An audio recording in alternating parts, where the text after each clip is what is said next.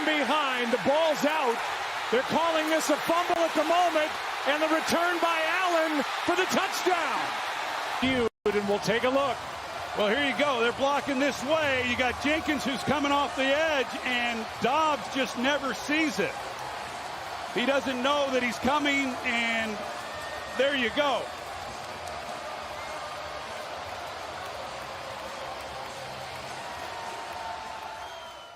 Go Ball Sports, episode 16 is here.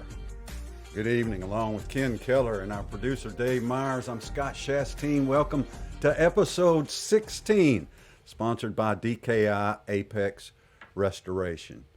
Ken, what'd you think of that call right there? I brought it back. It's time to flag the NFL. Man, that, to me, that was one of the quickest replays I've ever seen. I mean, look, everything's on the line. It's winning, you're in. The Titans at the Jaguars. Josh Dobbs came out in his press conference today and said, look, man, I'm a physics guy. He said, my hand was moving forward. You get hit and the ball goes forward. That means that it was a pass.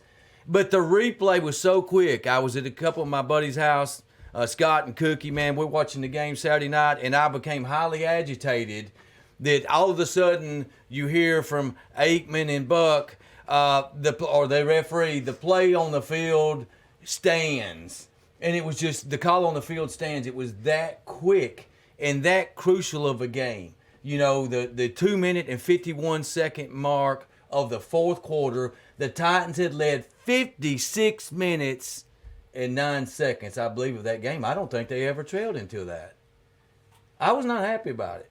It was a game changer. It was a game changer. Totally changed the game. It did. It did. But you correctly predicted last week that the Titans' offensive line would be the weak point and would eventually cost the Titans the game Saturday night. I said, no, Derrick Henry's going to do his thing. And neither of those things really happened. Yeah. The Titans' offensive line was terrible. Derrick Henry had nowhere to run. The Titans were highly predictable on offense. They ran the ball 20 times in 24 first downs. They were so predictable that you found yourself talking to the TV somewhere midway in the third quarter. What are you doing? Yeah. Why would you run that same play again? It's not getting any yardage. They know you're running on first down. I thought they took the ball out of Dobbs' hands as if he was some fresh-cut rookie or something instead of a proven playmaker. Yeah, and Dobbs played great in the first half. 13 of 15 in the first half. Both quarterbacks, Trevor Lawrence had a good first half, 11 for 13. Titans led 13-7 at the half. Titans field goal kicker hit both field goals to give them that 6-point lead. Henry ended up with 109 yards on 30 carries, so he ran the ball well. But a key sequence in the game before Dobbs threw the one interception that he had, pressure in his face. Again, an offensive lineman missed a block. And a ball's picked off, and run back for the Titans, which resulted in 3 points on the board. But right before the play before that, Derrick Henry rips off. The Titans are up, really ready to seize control of the game. They're up 16-9, I believe, at that point. A field goal puts you up by 10, a touchdown puts you up by 14. Derrick Henry rips off the biggest run of that, 50 yards inside the 10-yard line, around the 7 or 8 yard line. It gets called back. The tight end, a pack row was holding on the play, and that was a big sequence. The very next pass is intercepted. So those are huge plays in the game, and you're right. I had said, the offensive line, we knew it was a weakness going in. 4 guys, 3 off the practice squad, 4 out of the 5 started on the offensive line that did not start the first game of the season. But, hey, despite all that, the Titans had a chance. And as the offensive coordinator, you got to take some pressure off Dobbs. You got to pass on first down. You got to get some 4, 5, 6 yard short passing, rhythmic passing was critical in the game. And I thought Dobbs hit some very critical, Scott, third downs in the first half to keep drives going, and he hit a couple fourth downs passes that was really good too. So that, the Titans got some decisions to make in the offseason regarding that quarterback position. Well, the Titans have got decisions to make in the offseason all over the field. In my opinion, it is total rebuilding mode. Okay, they lost their last 7 games in a row, and they fired offensive coordinator Todd Downing today, along with offensive line coach Keith Carter, secondary coach Anthony Midget, and offensive skill assistant Eric Frazier, whatever it is he did, fired those guys today. So I think Titans fans are good with Mike Vrabel and happy with these firings right here. I think that's what you had to do today to save face, and they did it.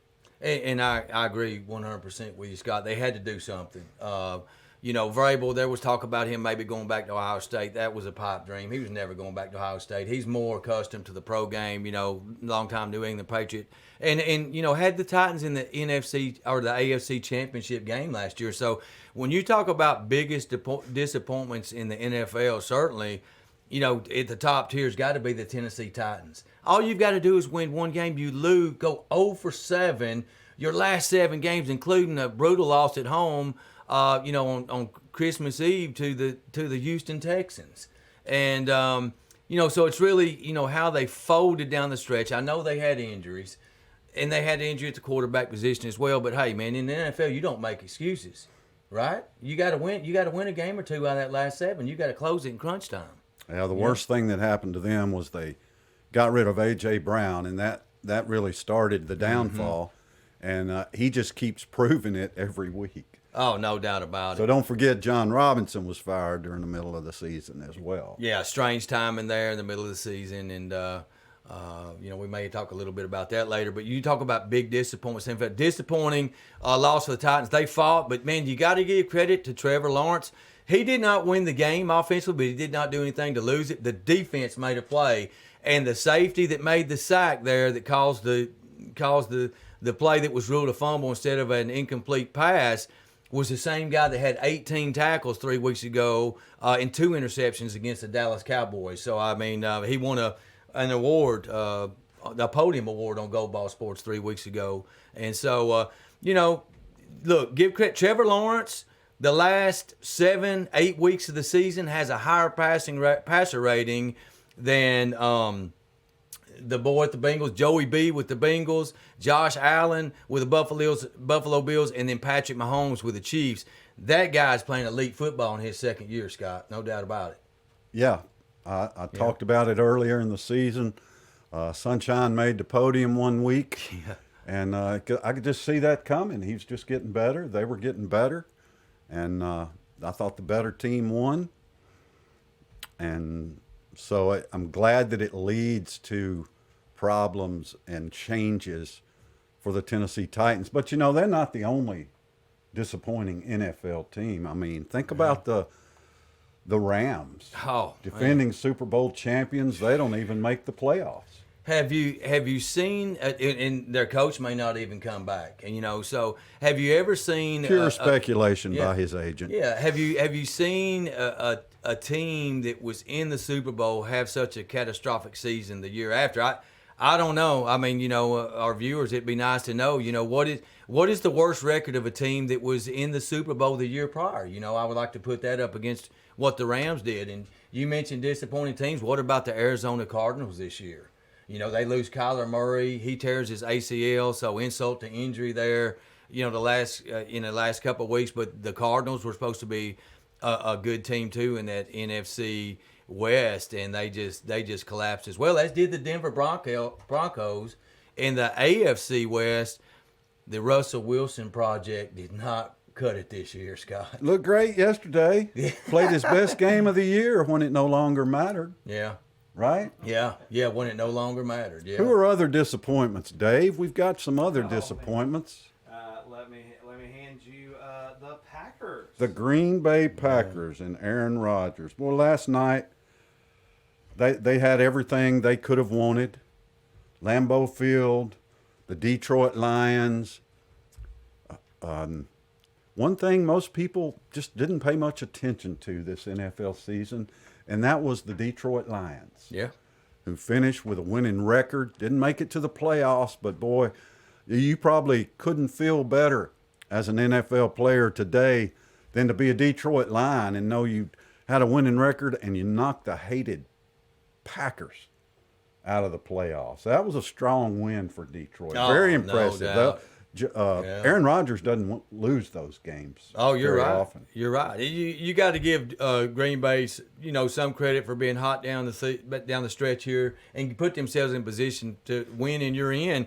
But you're right. How about those upstart Detroit Lions? They go 9-8, making Barry Sanders proud. Scott, I heard a statistic today as I was traveling at work that really shocked me regarding Aaron Rodgers, and I would definitely say this was the first time in his career that it happened. He started all 17 games, but he had a grand total of 0 300-yard passing games. So, man, that's a big stat right there. If you was having a wager before the season started, how many 300-yard passing games will Aaron Rodgers have, despite the fact that he lost his marquee receiver, Devontae Adams, who went to the Raiders, you would say it's definitely not going to be 0, right? Maybe they shouldn't have traded Devontae Adams. Yeah, true. Titans might be learning that lesson too with A.J. Brown, right? The Indianapolis Colts, another disappointment. They bring in Matt Ryan, right? Veteran quarterback, led Atlanta to a Super Bowl, but no competition. Colts provided no competition in the AFC South. Turned out to be the Titans and Jaguars. Yeah, trying the Jeff Saturday experiment at head coach, and really when you look at the Colts, they lose yesterday, I believe, to the Texans, and the Texans, by winning that game, give up the #1 draft pick. But you see a common theme of quarterbacks in the NFL. You see some of these older guys, Aaron Rodgers. Didn't get in. Matt Ryan was not the answer. Russell Wilson really not the answer in Seattle. And as a Tennessee Titan fan, you watched Josh Dobbs the last 2 weeks. He only had 17 days to learn the playbook. We showed you last week on episode 15 how he crammed for that playbook. But you got to say, hey, this guy can play in the NFL and he can play as a starter. And you wonder why he wasn't starting games before now. Yep. And if I'm a Tennessee Titans, I strongly consider cutting Ryan Tannehill loose and saving $27 million. Like you said, just break this team up and start all over and give Dobbs a chance. The guy's smart. He made intermediate passes on target. I know they didn't stretch the field a whole lot, but if you can get a coordinator in there that's going to call some pass plays on first down and matriculate the ball down the field, then you turn the beast loose in the backfield to where they don't have 9 in the box. But I really like the tight end they have, Chig, Okonkwo. And Traylon Burks he's got to continue to develop, and maybe they get another good receiver or trade for one in the offseason and surround him with some pieces and build that offensive line. We'll see what happens. I don't think Dobbs gets a legitimate chance to win the Titans job next year. That's just my opinion from here on today. I just don't see it. He couldn't have started any other games for the Titans. He wasn't there. And Malik Willis, #1 first-round draft pick, he was going to get those starts, and he showed he's not ready. But maybe the Titans trade up for the #1 pick and pick Bryce Young. You'd like that, wouldn't you? Oh yeah, I definitely would like that. I think he's a game changer. His intangibles are off the chart. He won the Heisman Trophy. And it was only second year and really hardly played at all his very first year as a freshman.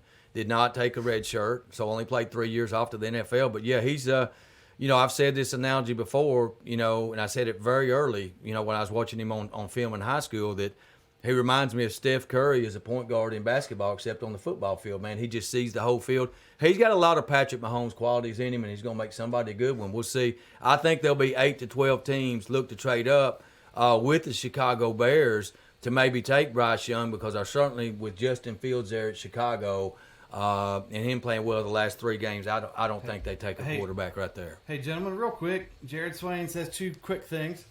Aaron Rodgers is 39 years old. playing in the most frozen place in the NFL. Gets hard on the bones. Go easy on him. And he also believes that the Colts could end up with Bryce Young. What do you think? I don't personally don't see the Colts trying to trade up and draft Bryce Young. They just got Matt Ryan. Not sure what their plan is there, but I don't know. I heard a scenario today that quite possibly, now this would be the doomsday scenario in my opinion for the Tennessee Titans, the AFC South, is if the Texans and Colts ended up somehow getting Bryce Young and C.J. Stroud. And then you got to deal with them two quarterbacks the next few years. So top two quarterbacks in this draft could possibly go to those two teams. We'll see. No. The top quarterback in this draft is Will Levis out of Kentucky. You know that, Ken. Yeah. How long have we been doing this show? You know Will Levis there you go. is the next gift from God to the NFL. He's either, who's he going to be? Is he going to be Josh Allen or is he going to be Mitch Trubisky? Or Zach Wilson? He's not as flamboyant as Wilson is, but I think more of a Mitch Trubisky. We've talked about it. We think he's going to. I see Ryan Leaf in his future. Yeah, and then Anthony Richardson. You're seeing Levis and Richardson both top 15 picks. I mean, if you're a franchise, in your draft, if you're the GM of a team, Scott, obviously, you would pick probably one of those other two guys, but I'd probably pick Hendon Hooker. Yeah. I saw Hooker. He's projected at 49, the same slot that Alontae Taylor went in the second round of the Saints and had a great rookie season. I'm not going to pin my franchise on Will Levis or Anthony Richardson, but one of those other two guys, Stroud or Bryce Young, absolutely. Jared also says, please don't end Bryce Young's career by sending him to the Titans. Yes, that would shorten his playing Good time, point, put him Jared. at about 8 games a year probably. Yes. As always, we appreciate your participation, Jared. Absolutely, Jared. Thank you for watching. So we've got playoff games. It's time to Playoffs have separate begun. the men from the boys. Playoffs? We've talked about the boys. We've talked about the disappointments. Now it's time to talk about the men. Well, let's start Saturday, and let's start in the NFC. NFC first. Where the okay. number 2 seeded San Francisco 49ers host the Seattle Seahawks. San Francisco, a 10-point favorite. Brock Purdy, the story of the year in the NFL that nobody's making the story of the year. Mr. Irrelevant, the last guy drafted. He's a rookie. They've won 10 games in a row. Yeah. I mean, this is the story. Yeah, and that's a hot football team right there. So keep an eye on the 49ers. We've been watching and tracking them the last few weeks. That defense is stellar. This is a matchup of teams that played twice this year. I don't think Seattle and Pete Carroll gets the puzzle solved with Geno Smith at quarterback. That defense is just too tough for the 49ers. They're at home. They're gonna win this football game, and they're going to advance. Yeah, I agree. Don't you agree? Oh, yeah. But Geno Smith, a good story. Yes. This guy's been bouncing around forever. And every time he's gotten his chance, it just hadn't worked out. The Jets gave him a shot. But he did pretty well in Seattle. I believe he broke the franchise record for passing yards in Seattle, even more than Russell Wilson had ever And thrown. Jim there. All the years Zorn? Jim Zorn was there. Yeah, probably their top two quarterbacks in their franchise history. And look, congrats to the Seahawks. They're the benefactor of the Packers losing to the Lions, so they get in. They sneak in on the last week of the season. Sunday, the number 3 seed Minnesota Vikings host the New York Giants in Minnesota. The Vikings are favored by 3. The Giants are sneaky good. The Vikings, I personally think, have played their best football. I'm taking the Giants in that 3. You're taking the G-men. Yeah.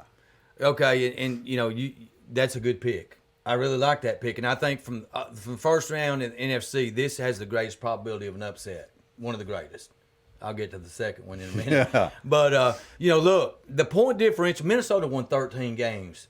But we know they came back against, from 30 points down in a game this year. Okay, the greatest comeback in the history of the NFL.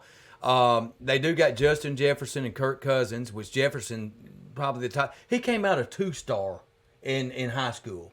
And then prepped at LSU and had an excellent career. Really blew up when he was a junior. But a 2-star. So, guys, that gives everybody hope. And this guy's the top receiver really in the NFL right now, arguably. But, Saquon Barkley, Daniel Jones, and, they've got the guy from Oregon, Thibodeau, that's playing really good at defensive end right now. They had a good draft. I think that Minnesota is on upset alert in this game. And I'm going to go ahead. Since you picked the G-Men, I'm going to go ahead and I'm going to take Minnesota. But it's going to be a push. It's going to be a close ball game. I'm going to say potentially overtime. I'm going to take Minnesota by 3, and nobody wins on the bet. But watch out, Vikings. You got a ball game coming here. So, Monday night, the Dallas Cowboys host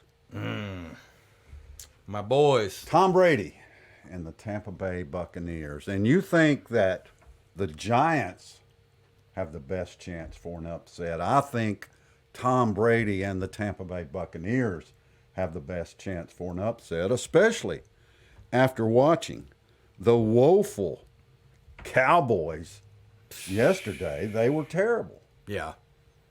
I don't think they put much into that game, so we'll see what happens in the playoffs. I'm tired of making excuses for them. I'm tired of making excuses for Jerry Jones. But the fact is this. You've got Tom Brady at quarterback for the Buccaneers, who has never lost to the Dallas Cowboys. Conversely, you have Dak Prescott, the signal caller for the Dallas Cowboys, who's thrown interceptions in 7 straight games. 7 games in a row. I mean, can Dak Prescott play a clean game? I don't know. We're going to see.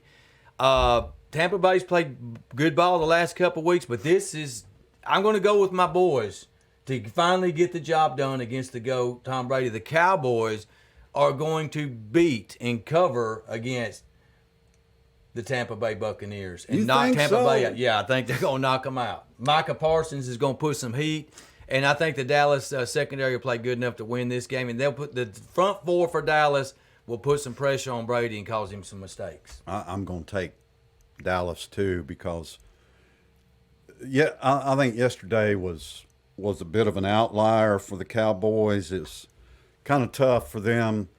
Professional sports is strange like that. Tough for them to get up for that game, especially once the Eagles started winning because they knew that their position was set. They probably should have pulled out some people earlier than they did, but I'm not going to hold that against the Cowboys. I still think that they will actually win a playoff game. When was the last time they actually won a playoff game? Oh, I have to do some research. Was it 1985? On that. It's been a long time. So that's the NFL. And, of course, the Philadelphia Eagles get the first round bye, sitting in that number 1 spot. Which means, so when the first round games play, the Eagles will get to play the team with the worst seeds at home. So, who's that going to be? Well, if it could be the Cowboys as a 5 seed, that'd be a dangerous game for the Eagles. We'll wait and see if they play a game 3 and the Cowboys can pull this one off. Well, there's definitely going to be some game 3s played. Yeah. In the AFC. Well, wait, fellas. I got a quick thing for you. Dallas Cowboys, last time they won in the playoffs, 2018, when they played, beat Seattle Seahawks in the wild card round as their last victory. All right, so Dak Prescott does have a playoff win. Yeah. 2018. All right, AFC. AFC on Saturday, we begin in Jacksonville, where the Los Angeles Chargers travel to Jacksonville. Chargers giving the Jags a point. Well, this was to me, this is 2 quarterbacks that are, you got your top tier here, Mahomes and those guys, and then you got Justin Herbert and Sunshine, to me, right down there waiting to take that final step. I agree. This is an intriguing game. My first thoughts were, that whoever won between the Titans and Jaguars and won the AFC South was going to get bounced in round 1. But I'm not so sure with this matchup. Mike Williams got dinged up yesterday. The Chargers played him a little longer probably than they should have. He hurt his back, so he's questionable, and that's a big target for Justin Herbert. Conversely, we talked about how good Trevor Lawrence has played the last 8 weeks of the season. His passer rating over 108. That defense for the Jaguars is they create turnovers, they get sacks. We saw how good they played, really, against the Titans. And I think Jacksonville is going to stay hot. I'm going to go with Sunshine and the Jaguars to knock out the Chargers. I think Lawrence is going to play better than Herbert is. I kind of like that pick. But that dude Mostert, Yeah, man, he runs really hard for the Chargers. But I don't know. On the road, this young team, the Jags kind of rolling like they are. I kind of like the Jags here as well. yeah. And, a good matchup, at running backs, they've got Eckler is with the Chargers. And then, Travis Etienne, he showed me something. He's only 2 years, came out the same class as Trevor Lawrence did out of Clemson. And he showed some good speed to him, can catch the ball out of the backfield. So that's going to be a good matchup. Is that game Saturday, you said? That is Saturday. All right. My father-in-law was at the Titans game. He's got Jacksonville season tickets, so him and his wife, Joe and Lane, they were there and enjoying that win. I had to sit with them in the stands. They were quiet for 3 quarters against the Cowboys and Jaguars. The Cowboys had 27-10 lead. But I tell you what, the Jaguars, Scott, play good from behind. They come back on you. Yeah, you got to put them away. They come back on you. They are used to it. Pesky little team. Buffalo and Miami on Sunday at noon. In Buffalo, 10.5-point favorite over the Dolphins. No expectation that Tua is going to be back for the Dolphins. If he was, he would be rusty. Buffalo absolutely rolling. And by the way, thank God, Damar Hamlin out of the hospital, back in Buffalo. He's going to heal. Last week we did this show, and at the end, driving home, I said, man, we forgot to pick Bills-Bengals. Mm-hmm. And 30 minutes later, all hell broke loose on that field. And as somebody who's seen someone have a heart issue and get restored right there in front of you, I can understand how shaken those players were. It is unnerving to see that live, real close to you. And I'm sure none of those young guys have ever seen anything like that. And thank God that he's back in Buffalo and going to heal. What a strange way for the nation to realize that prayer is the answer, huh? What a strange way. What a strange thing it was to see ESPN announcers praying on the air. Yes. When Tim Tebow knelt and prayed, they made fun of him. And I just think sports is so unique in that it can do that.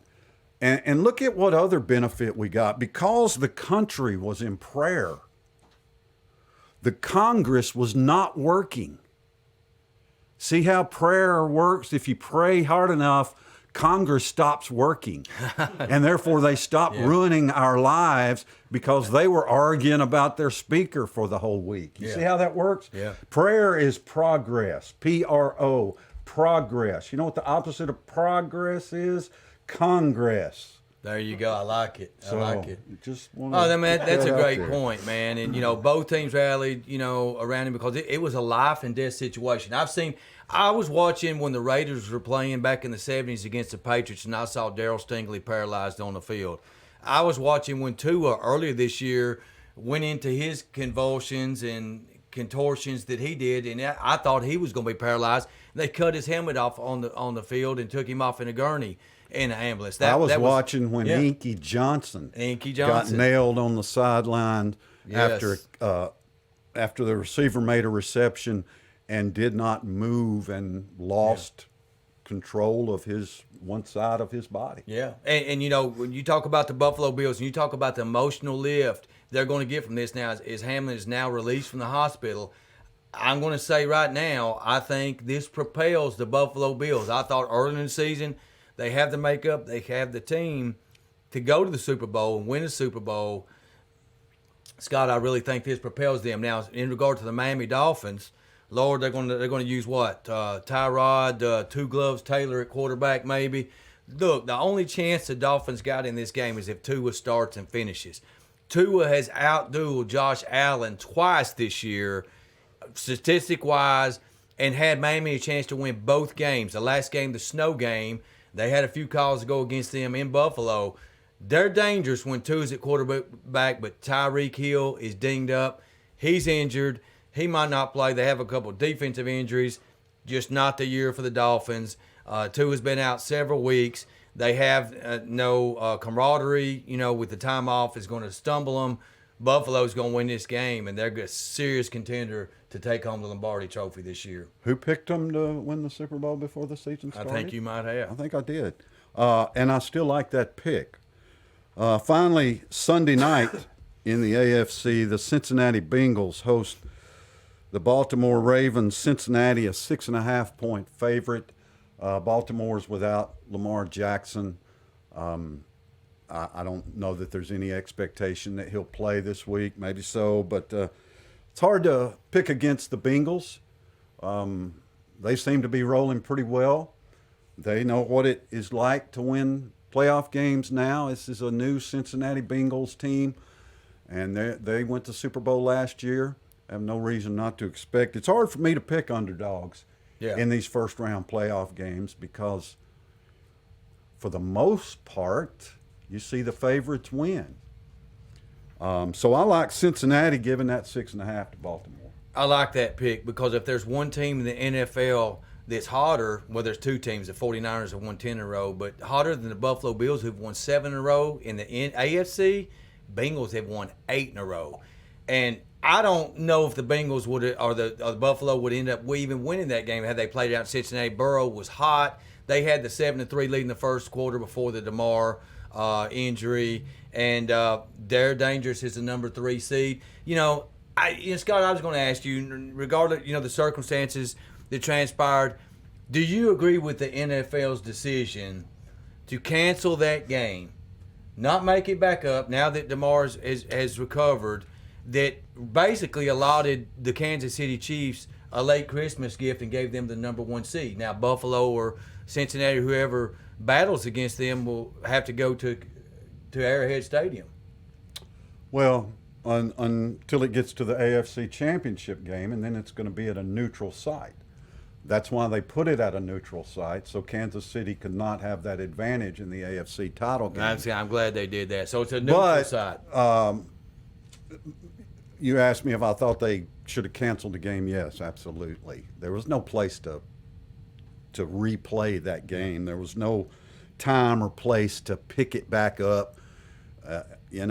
What, in the middle of the week on a Wednesday they or talked something? about there's a week off between the conference championship and the Super Bowl, just moving the season back a week, and then they could have slipped it in. But I've heard a lot of the pundits recently saying, well, it doesn't matter if you have the number 1 seed or not. I think that number 1 seed and you having home field for the biggest game to get you a game to the Super Bowl, I would love to have home field and be in that position. I think it's big. Yeah, it's I big. do too. Yeah. And it may be bigger this year. I've talked about this all year. Bigger this year than any year I can remember because the fans are so out of their minds, frenzied in the stadium. Yeah. So loud. And look, the recent weather in Buffalo the last month. Who wants to come to Buffalo with 13 inches of snow? Who would want that kind of scenario? So we'll see how it turns out. That AFC is going to be a dogfight. All right. Good 30-minute wrap on the NFL. So before we start the playoffs, I'm going to make you pick who do you think is going to play in the Super Bowl. Not a winner yet. We'll go when the actual combatants play each other. We'll come back on Go Ball Sports and pick a winner. What's your prediction? Who emerges from the AFC and NFC? Man, it's really hard to pick against Patrick Mahomes. That dude's so good, but I got on the Buffalo train early. I'm going to stay on the Buffalo train and say the Buffalo Bills and the San Francisco 49ers with Brock Purdy at quarterback make it to the Super Bowl. Well, those are two default picks. They're the number 2 seeds, and that's kind of what I was thinking today. But since you picked the 49ers, I'm going to go with Jalen Hurts and the Eagles. You can pick who you want. I'm going to pick the You don't Eagles. have to be such a contrarian. I'm going to pick – I like your Bills pick. I think DeMar Hamlin and the emotion of that, this is the year of Buffalo. Wait till this, the second or third playoff game when that dude walks out on the field Exactly. before the game. You know that's coming. That's going to happen. It's going to happen. And then, and that's the Buffalo's not going to lose. I mean, at that point. So I'll take Buffalo and I'll take the Eagles. Not to play, by the way. I don't mean to play. I mean just he'll walk out there right 5 minutes before kickoff or something, and they'll introduce him, and the place will go absolutely nuts. Look, it would be easy for the fan base of the whole NFL to get behind Buffalo because under Marv Levy and Jim Kelly and Andre Reed and Thurman Thomas and Bruce Smith and all those great teams they had, 0-4 in Super Bowl. Scott Norwood missing the field goal against the Giants. It's a feel-good story, man, and to me, it's kind of lining up that way. We'll see. Got to deal with the Kansas City Chiefs and Cincinnati Bengals in the AFC first. Tough stuff. All right, we move along. Time gets away. Let's go to the podium.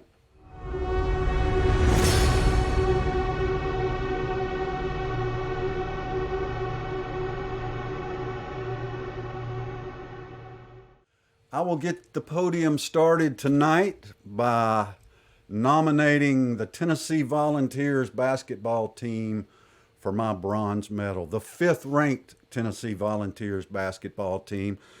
All they did over the weekend was to beat South Carolina 85-42. We call this the payback tour. And the payback tour has started against South Carolina. Watch it. It's going to go through basketball season. It's going to go through baseball season. It's going to go through women's basketballs. Well, probably not because South Carolina's number 1. But all those other sports, it's going to be Vol payback time. That's part of what this beatdown was about. If you think in football players and basketball players aren't buddies, and in football players said, man, go to South Carolina and kick their ass. And Tennessee absolutely did that. It's the first time that Tennessee has won back-to-back games by 35 or more points since 1965. So you throw a 50-year record out there, that's always good. Tennessee Volunteers basketball, nobody can name any of their stars hardly, but what a collection of athletes that Rick Barnes has put together there in Knoxville. You deserve the bronze medal. Congratulations. I think the difference this year for Tennessee is they have depth. So if somebody's having a cold night, they can just take them out, put them on the bench, and put another guy in and hope for somebody to get hotter. So they lots of depth, a great team, and a great pick. So you've got a bronze medal pick. I do have a bronze medal. Here we go. All right. I like your basketball pick. So while we're talking basketball, let's put this basketball out here just to give a little added addition to this. So my bronze medal on the podium goes to the Tullahoma Junior NBA Los Angeles Lakers. Coached by Scott Chastain, my buddy here. We coach a second, third-year-old team. These kids have worked so hard in practice and really played relentless defense. Friday night, only allowing 2 points and an offensive explosion for them young men. They put up 34 points. And women. Yes, men and women. Our starting center, Brooklyn Davis, put up 10 points in that game. And I think we have a picture here that Diamond Dave's putting up of Coach Chastain of Gold Ball Sports on the sidelines. I'm wearing the same thing. I haven't changed clothes. It was such a moment for me. I haven't changed clothes in a week. Canceling young Kanan Morse and some of the other starters on the bench. But, a good night for the Lakers. And, kudos to the Tullahoma Rec Department and Jeff Damron for their organization. Man, we just had a blast together, man. That's the first time me and you's been coaching, and it's good for us to be able to get away from the office and coach these second and third graders together, these 7 and 8-year-old men and women, and we had lots of fun Friday night. So, congratulations, Pard. 1-0. You won the bronze award. This is the first time that one of us has won one of these podium awards. I thought it went to the team. Well, I'm you a team coached guy. the team, so I'm you a team count. guy. It's your team. I'm just there to help. We No, had it is fun. Good pick. Good pick. All right. Silver medal, no brainer. Had to be on the podium this week. Tennessee Titans punter Ryan Stonehouse. What did Stonehouse do this year? Well, he averaged over 53 yards a punt, which broke the NFL record set in 1940 by Sammy Ball of 51 plus yards per punt. Broke it by 2 yards. That's a significant margin. The Tennessee Titans' most valuable player for the 2022 season, punter Ryan Stonehouse. This silver medal goes to you. You are a stud. Man, that's great. You know, that a punter can get that kind of recognition here on Go Ball Sports. And you're right, he deserved it. And he had to pound the ball in that game Saturday night against the Jaguars to hold on to that. Over and over again. You see, 50 plus, 53 yards, boom, boom, boom, boom. Nice pick for your silver there, Pard. Okay, so here on episode 16, Go Ball Sports, my silver podium award tonight goes to Pittsburgh Steelers head coach Mike Tomlin. Now, I did strongly dislike the Pittsburgh Steelers. But what that head coach has done in 16 years, he's never had a losing season to where his record went below 500. We've talked about disappointing teams this year. We talked about the Rams playing in the Super Bowl last year. Terrible record this year. The Titans go 7-10. AFC championship game last year. Not Mike Tomlin. He just steady Eddie. So, I pulled this gold flag out earlier, and I hate to do this, but I remember back in the 70s when the Cowboys played the Steelers and got beaten 2 Super Bowls, and the Steelers broke my heart. And those rabid Pittsburgh Steelers fans waving the terrible towels. So this is for Mike Tomlin here at Go Ball Sports, episode 16, silver medal podium winner for his consistency as a head coach and longevity. Never had a losing season with the Pittsburgh Steelers. And went through the biggest change you can go through from a franchise quarterback like Ben Roethlisberger, who had been with Tomlin since the beginning, to Kenny Pickett. Kenny Pickett to George Pickens is a coming pair right there for the Steelers. Kenny Pickett played outstanding as a rookie. Yeah, outstanding. And, Pickens, he came off a bad knee injury with the Georgia Bulldogs. Only played a couple years in college. He's a playmaker, and they got Najee Harris running back. They need some more pieces, but 9-8, something to build on. And early in the season, when I saw that something about Tomlin 15 years in a row with a winning record, and they were like, 3-6 or something. I thought, well, he's going to break that streak this year. Yeah. But doggone if they didn't. Yep. Didn't catch it and keep the streak going at 16 games. All right, my gold medal winner. Pull this out of the air. Tonight's the big college football playoff national championship game. But the FCS part of NCAA football, the football championship series, as it is called, has had a playoff for a long time. And the South Dakota State Jackrabbits have never won it. Now, the North Dakota State Bison, you might be familiar with, they've won 11 of the last 13 and have put multiple players in the NFL. The Jackrabbits have beaten the Bison in the regular season, but had never beaten them in the postseason and had never won an FCS championship. And for them to beat their rival, South Dakota State, to beat North Dakota State and win the FCS championship for the first time, the Jackrabbits are my gold medal winner for tonight. Now you got to bite that gold piece, Scott, and check the authenticity of that. Oh, it's there real. You go. You break your tooth. It's solid. Well, that's great. We recognize champions here on Go Ball Sports, and That's right. Especially first-time champions. Yeah. Yeah, that's great, man. So, and that's interesting.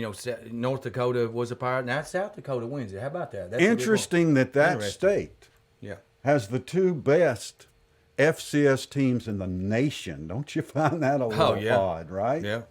They must be doing something up there. I bet the NILs are flying No doubt. North Dakota and South Dakota. No doubt about it. All right, it's time for me to award my gold medal tonight here on episode 16. And, John Calipari of the Kentucky Wildcats says, well, we're a basketball school. Well, they are a basketball school. And back on August 11th, he said Alabama was a football school. So he's a basketball school. Alabama is a football school. There it is with the Alabama A logo on it, John Calipari. But that football school that played basketball on Saturday ripped your Kentucky Wildcats 78-52. That is a rout, my friend. So I asked you, Go Ball Sports Nation, is the Alabama Crimson Tide a basketball school? Are they no longer a football school? You be the judge.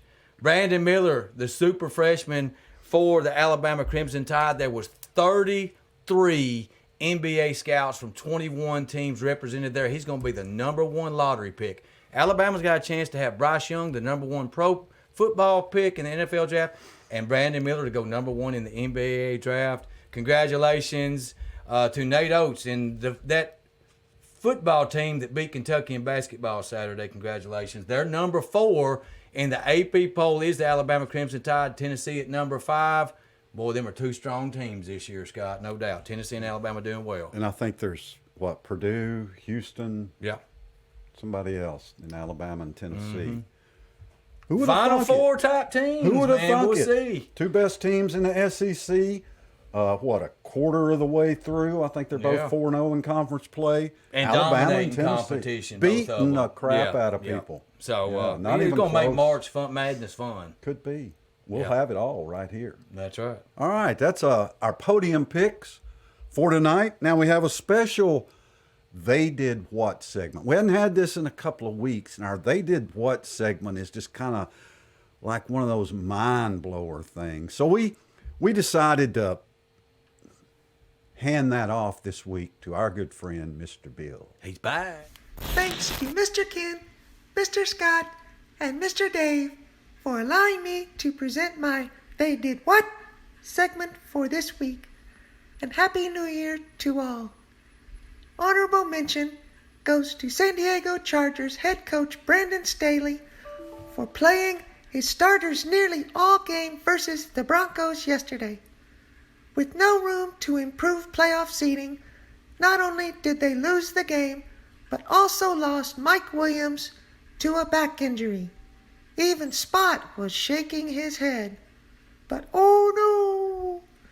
This week's winner goes to Jimbo Fisher for hiring Bobby Petrino as his new offensive coordinator. A match made in heaven. Dirt neck and neck brace. It looks like Jimbo finally listened to those saying he's no Steve Spurrier and will give up offensive play calling. I can only hope Texas A&M worked Bobby's contract to prohibit motorcycle riding and affairs with volleyball co-eds.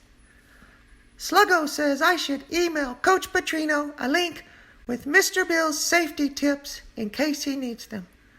Well, that's all for this week. It looks like I may need my own safety tips. No, Sluggo, no! Oh, no! That's classic right there. Oh, Bobby man. Petrino back in the SEC at Texas A&M.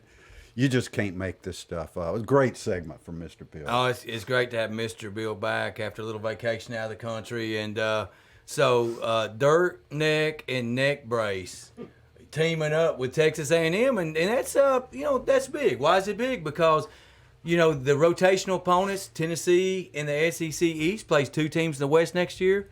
The A&M Aggies are coming to Knoxville. That's going to be a great game.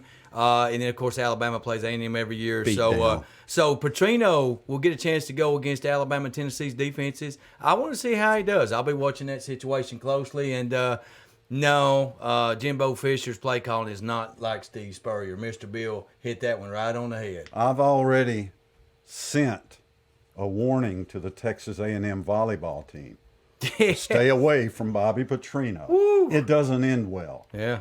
It does not. And I love what he said there. They're going to keep, motorcycle riding out of it. He's not allowed to ride a motorcycle, so cannot be on any type of motorcycles. That's a funny thing to have in a contract. Yes, indeed. All right. Thank you, Mr. Bill. Now it's time to hand out participation trophies. Ken?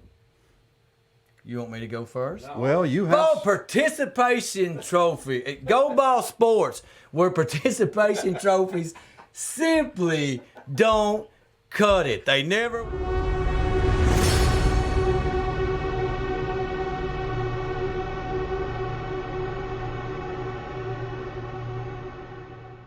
go first. Man, we've been doing this 16 weeks. And that dude ain't got that right yet. I ain't got it right yet. And he's the one that made it up. Yeah. All right, participation trophies. Well, I thought my participation trophy this week would go to the oldest franchise in the National Football League, the Chicago Bears. The Bears, the storied franchise of Dick Butkus and Walter Payton and guys like that. I remember the last time the Bears had the number 1 pick in the NFL draft.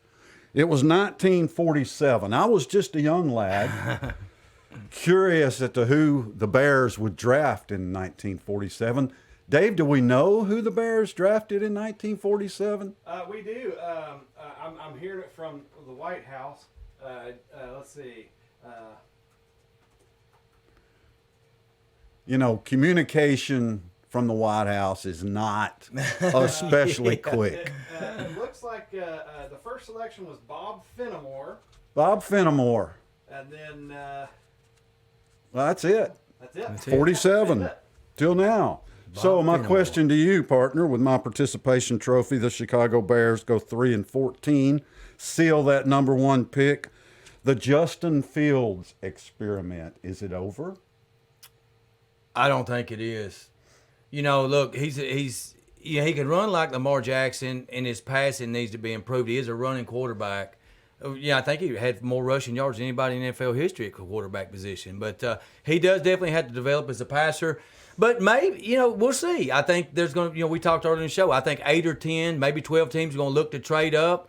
Maybe the Chicago Bears indeed package Justin Fields, trade him, and draft another quarterback like Bryce Young or C.J. Stroud that can throw the ball. We'll see. Maybe Be the interesting. Tennessee Titans package something like Jeffrey Simmons and a number 1 pick or 2 to the Bears for a chance to draft Bryce Young.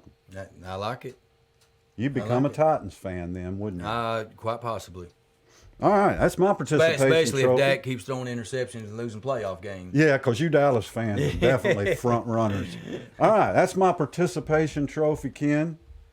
What do you think? Well, I think on episode 16 it's time to give a special participation trophy tonight, and I think the Kansas City Chiefs are worthy of this honor. If I can pull my Snowglobe out here and click it on here in the back. All right, y'all see that pretty? That's a Snowglobe. Okay, let's Okay. get this centered out. Yeah, here. get that centered out there. You see the beautiful spark. I love snow globes. My wife said this is one of her favorite Christmas decor items that we put around the house. But the Kansas City Chiefs get my participation trophy this week because they created the most preposterous football offensive play known to man.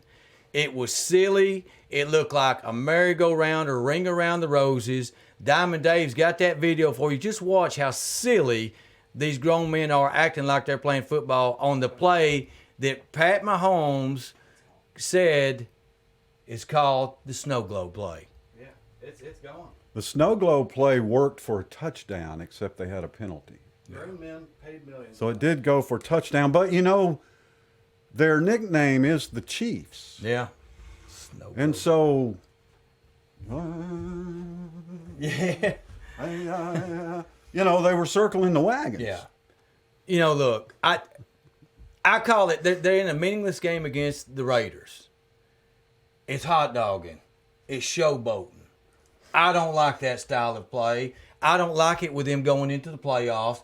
I want the Kansas City Chiefs to get bounced their first game. I know that Patrick Mahomes is the poster child for the National Football League. I know Travis Kelce gets all the calls. He can take his helmet off and slam it on the field and not get a personal, an unsportsmanlike conduct penalty. Look, I want Kansas City to get knocked out just for annex like they just pulled. Kansas City Chiefs, congratulations. Go Ball Sports, you win my participation trophy for your silly snow globe play. This is a snow globe, not a football play. Let's keep them separate. Now hold on, gentlemen. I'm going to have to interject. I've got my own participation trophy. Just real quick, before y'all choose the championship game for tonight, I got my own participation trophy.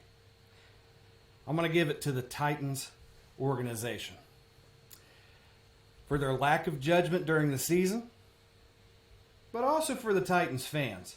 Let's get some facts. We're not good. Total first downs, we're 277. The average opponent's 339. That ain't good, friend. Total passing, 32-27. Average opponent, 46-71. That ain't good. Total offense, we are outgunned 900 yards on average. But our third downs, we converted 80 of 219. The average opponent was 77 of 225, not too far off. Our rushing, obviously, we're going to get to rushing. 21-31 as opposed to 13-07. That's pretty good. Sacks, we were 49 sacks on the year as opposed to 39. Touchdowns, 34 instead of 41. That ain't too far off, fam. So let me ask you this. What's the issue? The coaches. The coaching staff. We've done great. We have fired our biggest problem, which is Drunkard Downing. Todd Downing, sorry. The guy who gets a DUI and then it's talked about for one day and then it's kind of sloughed off.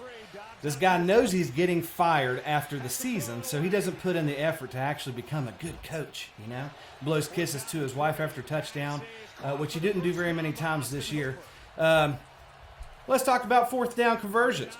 9 of 17 as opposed to 19 of 26. That's pretty poor. That's play calling. Passing. Completions 285. Attempts 456. 11 interceptions, which is low, because he didn't pass the ball. And the average was 7.1. All right, as opposed to 459 completions of opponents. We're not far off, Titans fans. We need coaching changes, and we need a new offensive line that's not going to kill our quarterback within the first year. Anyways, that's my participation trophy. I got to hand it to the Titans organization. I like it. That's it. They deserve it. Too. They earned it. Hey, we're breaking in some new barriers on Gold Ball Sports. We have 3 participation trophies. Now, look, think about that game against the Jaguars and Titans before we go and make our national We got to championship hurry picks. because the game started. Zero first downs. Georgia in the leads quarter. 7-0. Do they really? Okay, Yes. good. That justifies my pick tonight. Hey, then. by the way, of course, I picked TCU. Oh, course he did. that's the vaunted death wish there. The Horned Frogs are going down. So your thoughts on the game, or you want me to pop some off? Go ahead. Okay, so 13.5-point favorites. I said before, I thought before I come over here, I had texted my buddies today, and I said 51-17. Georgia's going to blow them out. They're already up 7-0. Too much talent. The team with the most talent wins in the big games. Keely Ringo at cornerback, Nolan Smith at edge and linebacker, Broderick Jones, left tackle. 3 NFL players that's going to get drafted in the top 25 picks. Quentin Johnston, great wide receiver. It's the only chance that TCU's got tonight, 6'4", 215, top 10 pick. Max Dugan versus Stetson Bennett. No. Kirby Smart and the Georgia Bulldogs. Much to the chagrin of America, nobody outside the Georgia Bulldogs is rooting for the Georgia Bulldogs. Nobody in the SEC that's not a Georgia Bulldog fan is rooting for the Georgia Bulldogs. I despise the Georgia Bulldogs. Hook 'em, frogs. Let's go. Let's go. Hook 'em, frogs. Hook 'em, Horned frogs. Shoot that poison dart in them. Do whatever you got to do. Put Stetson Bennett. Heard Eric Ainge say today on the Sports Animal. He said if Stetson Bennett threw a fourth quarter interception, pick six, that he would have to go to a plastic surgeon to get the permanent smile taken off his face. So I'm like Eric Ainge tonight. Come on, Stetson. I need you to choke in the fourth quarter. Let's go, TCU. Well, yeah, everybody's cheering for TCU. Finish your it's Cinderella easy. story. It's easy. We'd love to have that Cinderella story. We just don't think it's going to happen. No. Georgia's so talented, so good. They're already leading. You're already watching.